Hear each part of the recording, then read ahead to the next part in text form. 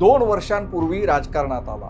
विधानसभेच्या सगळ्याच्या सगळ्या म्हणजेच 234 जागा लढवल्या, मोजून 10 सभा घेतल्या, मोजकेच रोड शो केले, एकही मुलाखत दिली नाही, पत्रकार परिषद देखील घेतली नाही। तरीही तमिळगाव वेत्री कळघम या पक्षाने सर्वाधिक जागा जिंकल्याच, म्हणजेच 108 जागांवरती विजय मिळवला।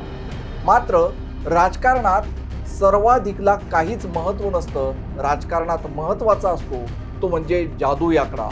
बहुमतासाठी थिरू सी विजय यांच्या TVK पक्षाला सर्वाधिक जागा मिळाल्या, पण बहुमतासाठी 10 जागांची अजूनही आवश्यकता आहे। हीच राजकारणातील सर्वात मोठी परीक्षा असते, येथे सुरू होतं खरं राजकारण। मग आता थलपती विजय सर्वाधिक जागा जिंकूनही विरोधकांच्या कोंडीत सापडणार का? सापडला तर थलपती विजयची ही कोंडी फोडणार कोण? DMK, AIADMK, काँग्रेस की एका जागेवर विजयी झालेली भारतीय जनता पार्टी? नमस्कार, मी उन्मेष खंडाळे, आपण पाहताय माय महानगर लाईव्ह। तामिळनाडूमध्ये सत्ता स्थापनेच्या हालचाली सुरू झाल्या। काँग्रेसनं जोसेफ विजय यांच्या तमिळगी वेत्री कळघम पक्षाला पाठिंबा जाहीर केला आहे। तत्पूर्वी त्यांनी 5 दशकांपासून असलेली द्रविड मुंडत्रे कळघम अर्थात DMK सोबतची आघाडी संपुष्टात आल्याचं जाहीर केलं। तामिळनाडूचं पिक्चर आता क्लिअर होईल। तत्पूर्वी येथे कोणत्या पक्षाने किती जागा जिंकल्या यावरून देखील आपल्याला संख्याबळाचं गणित समजून घेता येईल। तामिळनाडूतील पक्षीय बलाबल: TVK 108, DMK 59, AIADMK 47, Congress 5, PMK 4, VCK 2, IUML 2, CPI 2, CPIM 2, Bhajap 1, DMDK 1, AMMK 1।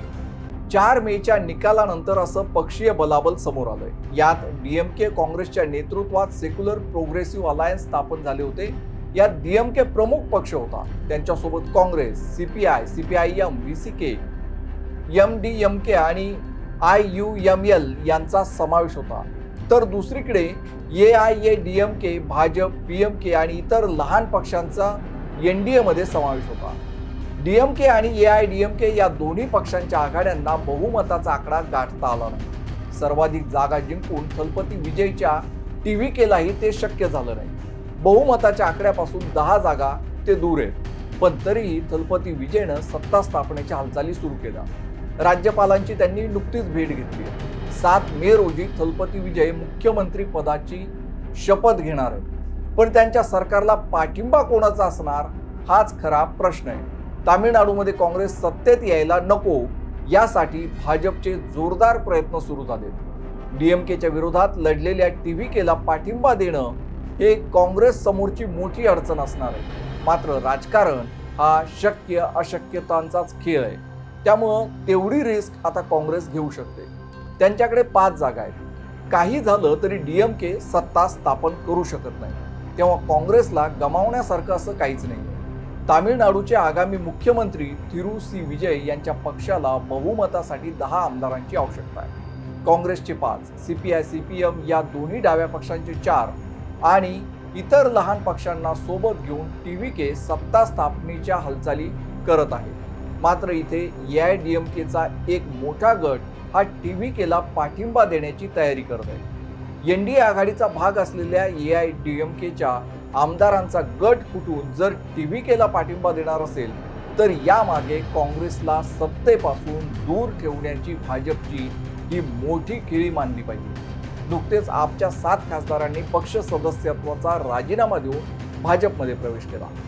पक्षाच्या 2/3 राज्यसभेच्या खासदारांनी वेगळा गट स्थापन केल्यामुळं पक्षांतर बंदी कायद्यातून त्यांची आपसूक सुटका झाली। कायदे तज्ज्ञांचं यावर मतमतांतर आहेत। असंच काही तामिळनाडूमध्ये घडण्याची शक्यता बिलकुल नाकारता येत नाही। अण्णा द्रमुकचा एक मोठा गट जर TVKला जाऊन मिळाला तर त्यांना काँग्रेससह छोट्या छोट्या पक्षांचं कडवळ करण्याची गरज राहणार नाही। दुसरीकडे केंद्रातील भाजपचाही या पक्षांतराला अदृश्य पाठिंबा असेलच। मात्र तमिळ अस्मितेला हे जोडतोडचं राजकारण मान्य होईल का हा खरा प्रश्न आहे। तमिळ राजकारण हे प्रामुख्यानं उत्तर भारतीय सांस्कृतिक प्रभावाविरुद्ध आणि तमिळ संस्कृतीच्या संरक्षणासाठी ओळखलं जातं। द्रविड अस्मिता हा त्यांच्या राजकारणाचा केंद्रबिंदू असून तमिळ लोकांमध्ये भाषिक आणि वांशिक जाणीव निर्माण करण्यात मोठी भूमिका बजावली आहे. E.V. रामास्वामी पेरियर या 20व्या शतकातील दक्षिण भारतातील प्रभावशाली समाजसुधारक यांच्या क्रांतिकारी विचारातून द्रविड कळघम सामाजिक चळवळ सुरू झाली. आधुनिक तमिळ राजकारणातून DMK आणि AIDMK हे दोन पक्ष या विचारातूनच उदयाला आले.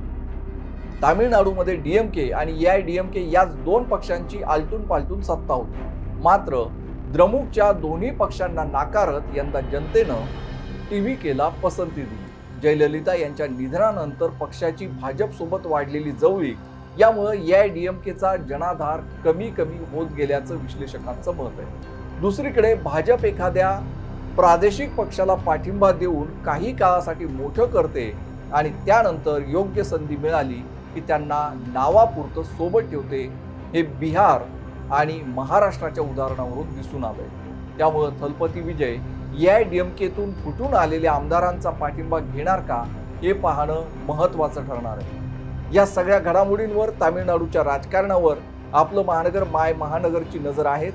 या संबंधीच्या अधिक बातम्या तुम्हाला mymahanagar.com वरती वाचता येतील. त्यासोबतच या सगळ्या राजकारणासंबंधीचे अधिक व्हिडिओ तुम्ही माय महानगर लाईव्ह या आमच्या यूट्यूब चॅनलवरती पाहू शकता. अजून जर यूट्यूब चॅनलला सबस्क्राईब केलं नसेल तर सबस्क्राईब नक्कीच करा. धन्यवाद.